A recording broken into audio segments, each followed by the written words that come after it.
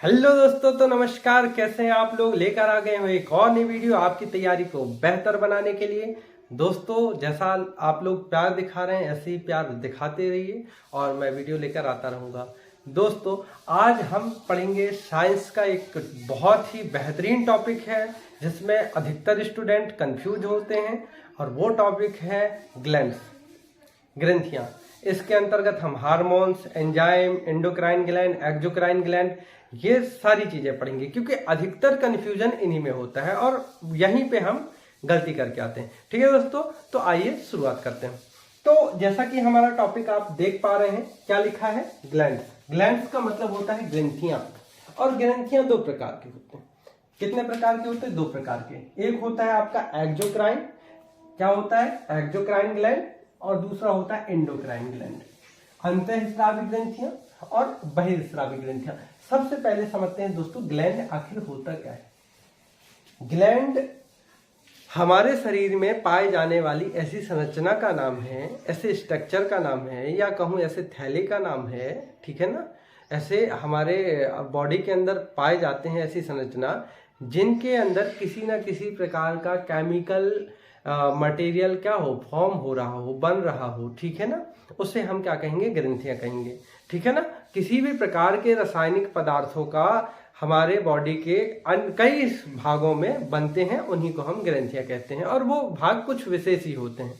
ठीक है दोस्तों, तो आइए अब हमने इसे दो कैटेगरी में डिवाइड किया है, इंडोक्राइन एंड एक्सोक्राइन। देखिए, इंडोक्राइन से जो भी केमिकल मटेरियल निकलेगा उसे आप नाम देंगे हार्मोन्स। क्या नाम देंगे दोस्तों? हार्मोन्स। ध्यान रहे। और एक्सोक्राइन से जो भी मटेरियल निकलेगा, जो भी रासायनिक पदार्थ निकलेंगे, उन्हें आप कह देंगे एंजाइम। बिल्कुल ये स्ट्रक्चर समझिए, कभी भी आप गलती नहीं करेंगे, पूरा कॉन्सेप्ट क्लियर हो जाएगा। देखिए, हमने ग्लैंड्स को दो पार्ट्स में डिवाइड किया, इंडोक्राइन, एक्सोक्राइन। ठीक है ना? इंडोक्राइन और एक्सोक्राइन। इंडोक्राइन से जो कुछ भी मटेरियल निकलेगा, जो भी रासायनिक जो लिक्विड मटेरियल निकलेगा, उसे आप कह देंगे हार्मोन्स। और एक्सोक्राइन ग्लैंड से जो भी निकलेगा उसे कह देंगे एंजाइम। ठीक है ना? अब जो एंडोक्राइन ग्लैंड से निकलेगा, जो हार्मोन होगा, वो सीधे जाके किससे मिलेगा?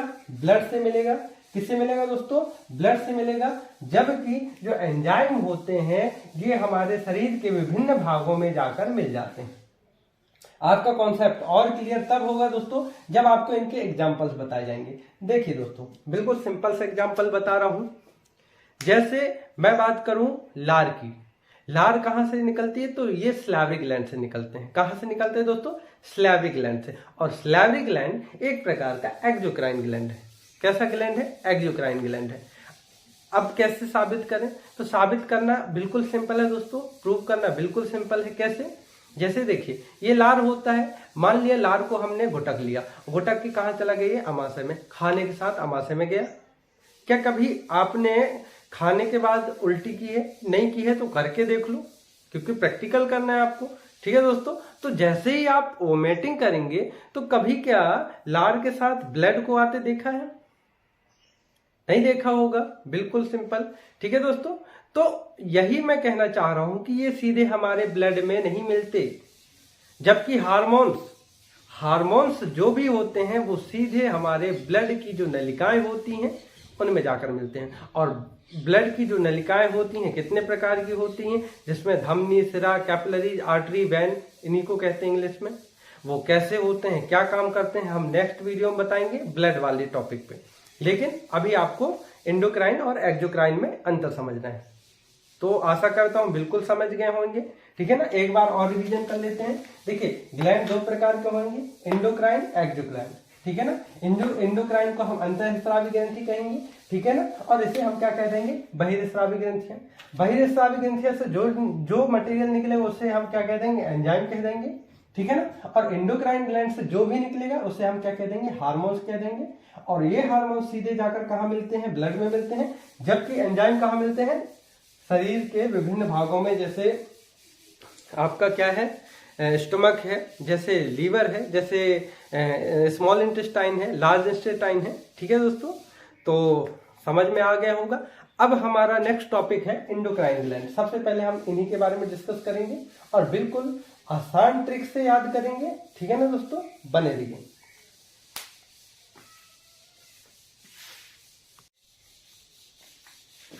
तो अब तक आप लोगों ने समझ लिया है दोस्तों कि हार्मोन्स और एंजाइम में क्या डिफरेंट है, हार्मोन्स एंजाइम क्या होते हैं, एंडोक्राइन एक्सोक्राइन ग्लैंड क्या होते हैं। ठीक है ना दोस्तों। अब हम एंडोक्राइन ग्लैंड को याद करेंगे इसी सीरीज में। देखिए, और बिल्कुल वन शॉट में याद करेंगे, देखिए बहुत आसानी से। ठीक है दोस्तों।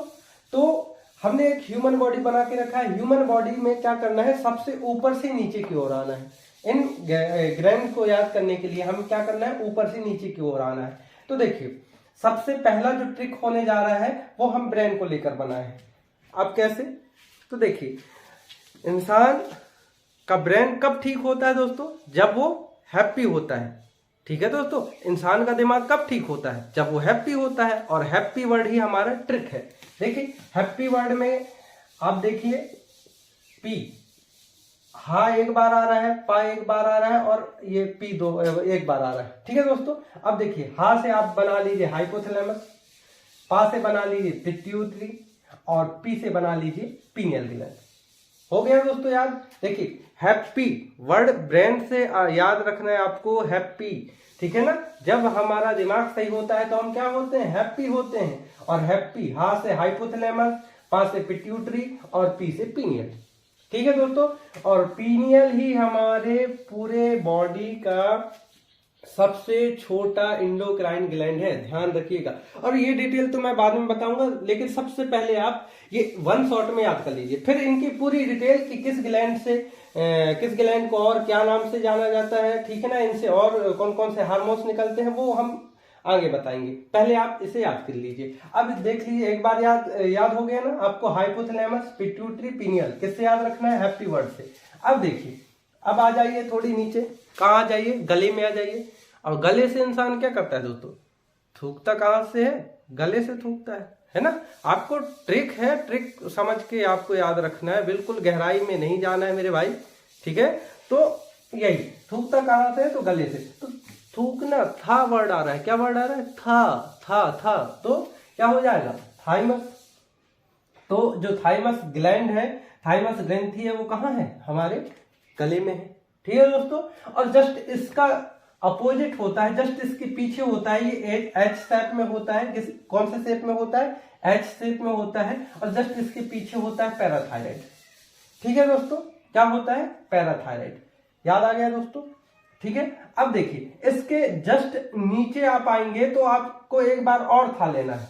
ये है थाइमस ग्लैंड, जो कहां पे होती है, ये ग्रंथि होती है हमारे हृदय के पास, छाती में।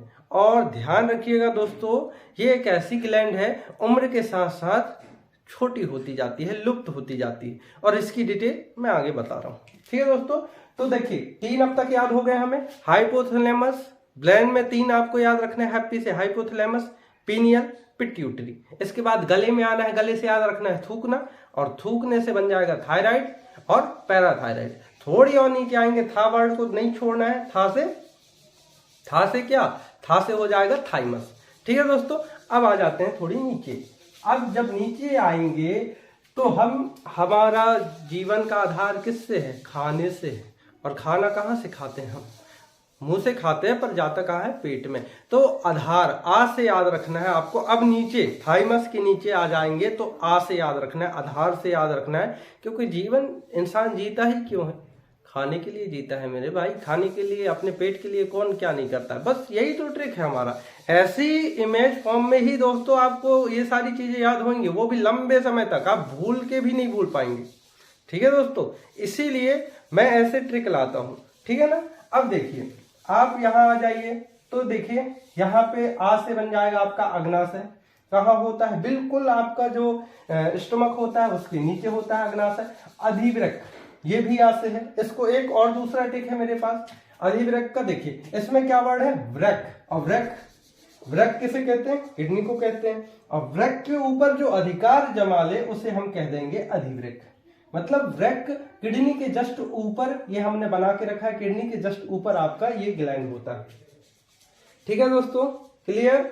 और जो आपका अग्नाशय है, इसे पैंक्रियाज कहते हैं। मैंने इंग्लिश में भी लिख दिया है, इसे पैंक्रियाज कहते हैं। इसे अधिवृक्क को एड्रीनैलिन कहते हैं। थाइमस को थाइमस ही कहते हैं। पैराथायराइड को पैराथायराइड। और थायराइड, इसे हिंदी में आउटू ग्रंथि भी कहते हैं। और इंग्लिश में थायराइड कहते हैं। बाकी ये सारे इंग्लिश नाम ही है, हाइपोथैलेमस, पिट्यूटरी, पीनियल एक ही है। इनकी डिटेल तो मैं आगे बता ही रहा हूँ। अब देखिए दोस्तों, थोड़ी नीचे आते हैं। अब तक हम कहाँ तक आ गए? ब्रेन, ब्रेन से गर्दन, ठीक है ना, गले, गले से हम कहाँ आ गए? छाती, छाती से नीचे कहाँ आ गए?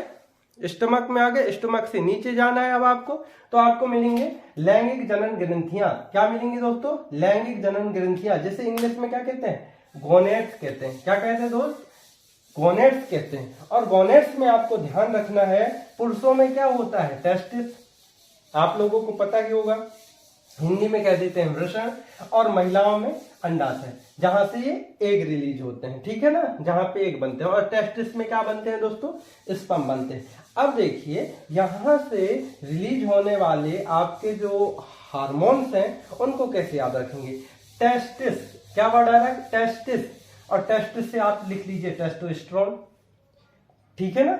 अब यहां आ जाए तो ओवरी लिखा है, ठीक है ना, तो ओवरी में आ जाएगा प्रोजेस्टेरोन।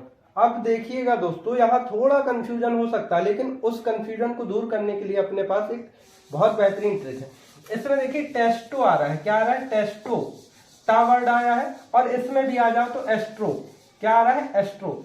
तो ध्यान रखना, टेस्टोस्टेरोन के साथ कभी भी ये टा रिपीट नहीं होता है, ये होता है एंड्रोजन, ठीक है ना। और यहां पे आपको याद रखना है एस्ट्रोजन, ठीक है दोस्तों, एस्ट्रोजन।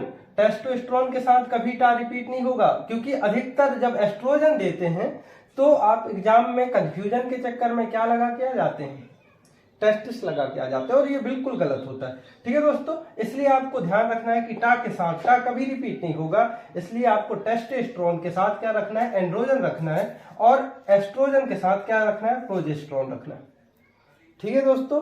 बिल्कुल आसान तरीके से हमने ये कवर कर लिया। एक बार और रिवीजन करवा देता हूं दोस्तों। देखिए, ब्रेन से शुरू करेंगे हम। ब्रेन में हमारे कितने हैं? वैसे भी ब्रेन के 3 पार्ट्स होते हैं, आपको ध्यान होगा, मध्य अग्र मस्तिष्क, पश्च मस्तिष्क और मध्य मस्तिष्क, ठीक है ना। बस इसी से याद रखना है। ब्रेन कब है? जब आप हैप्पी होते हो तो आपका दिमाग सही होता है, यही ट्रिक था ना हमारा। तो हा से हाइपोथैलेमस, पी से पीनियल और पा से पिट्यूटरी, ठीक है। अब आ जाओ कहां? गर्दन में थायराइड, पैराथायराइड। मेरे साथ दोहराइए दोस्तों, अब भी अभी बिल्कुल तुरंत याद हो जाएगा आपको, ठीक है ना दोस्तों। इसके बाद थोड़ी नीचे आएंगे, था से थूकने से याद किया था हमने, उसके जस्ट नीचे आएंगे था यहां तक था ही रखना है, तो आपका क्या हो जाएगा? थाइमस। थाइमस से थोड़ी नीचे आएंगे तो आधार हमने बता दिया। आधार में आपको क्या क्या याद रखना है? आ से ही आएंगे। एक तो अग्नाशय आएगा, जो कहां होगा? जिसे हम पैंक्रियाज कहते हैं, कहां होगा? वो जस्ट होगा, स्टमक के नीचे होगा, ठीक है ना। और वृक्क के ऊपर आपका कौन सा ग्रंथि होता है? तो अधिवृक्क। वृक्क के ऊपर जो अधिकार कर ले उसे अधिवृक्क कह देंगे, समझ गए ना दोस्तों। इसके बाद लैंगिक ग्रंथियां। लैंगिक ग्रंथियां कितनी होंगी? 2 होंगी, एक टेस्टिस, एक ओवरी। टेस्टिस से आपको याद रखना है टेस्टोस्टेरोन, और कभी भी ध्यान रखना टा रिपीट नहीं होता, तो वो क्या हो जाएगा? एंड्रोजन। क्या हो जाएगा? एंड्रोजन। और यहाँ पे जो ओवरी है उसमें अंडाशय है, उसमें क्या याद रखेंगे आप? एस्ट्रोजन। अब टा लगाना है, दोनों टा अलग अलग होंगे, एस्ट्रोजन, और उसके साथ क्या हो जाएगा आपका? क्या हो जाएगा दोस्तों? प्रोजेस्टेरोन। क्लियर दोस्तों। अब हम जो ये तो आपका माइंड मैप बन गया है। अब हम इनसे आने वाले क्वेश्चन और इनको क्या क्या नाम से जानते हैं, ठीक है दोस्तों, बिल्कुल 1 शॉट में कवर करेंगे, बने रहिए।